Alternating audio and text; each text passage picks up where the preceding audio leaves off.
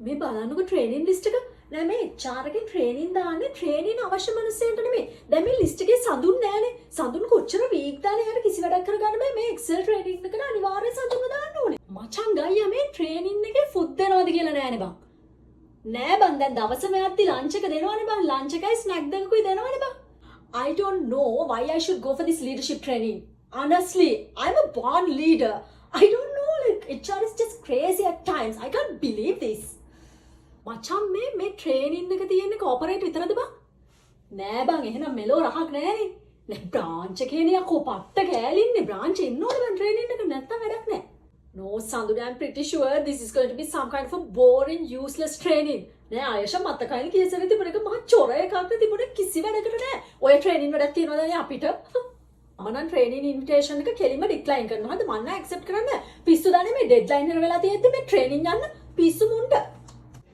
Everything's පට්ට fine මචං. ඒත් ඇයි බම් මු අටහා මාර ට්‍රේනින් පටන් ගන්න ගියාන්කෝ. උන්ට ගෙවල් වල වැඩ නෑ වගේනේ බෞද්ධයට ෂේ. Did you guys see training location එක? අයියෝ පිස්සු දාන්නේ කැලණි කිඹුලකේ කෑම රස නෑ කන්න බෑ. අඩෝ සුප්පිකම ට්‍රේනින් එකක් දාලා තියෙන්නේ. ඊවනින් සෙෂන් එකේ ඉන්නේ රොෂේනි ලොවෙත් කලින් පරින්න පුළුවන් මචං. එල්ල කිරි.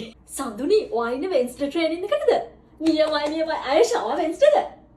නියමයි. මේ මගුලේ කම්පැනි එකේ බන් තියෙන්නේ ට්‍රේනිනේ මීටිනේ විතරයි. වැඩක් කරන්න වෙලාවක් නෑ නේ මම බලපන් ට්‍රේනින් එකක් දාලා. Guys, we have a training on Friday.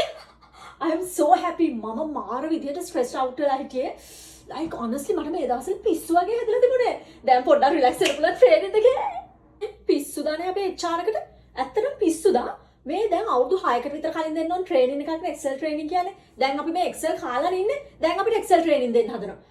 අඩෝ training එකක් දාලා මම පට්ට යකෝ පිටිපස්සේ සීට් එක අල්ලගෙන ගිය සැරේ වගේ දවස් 3 ඉඳා ගන්න පුළුවන්. එල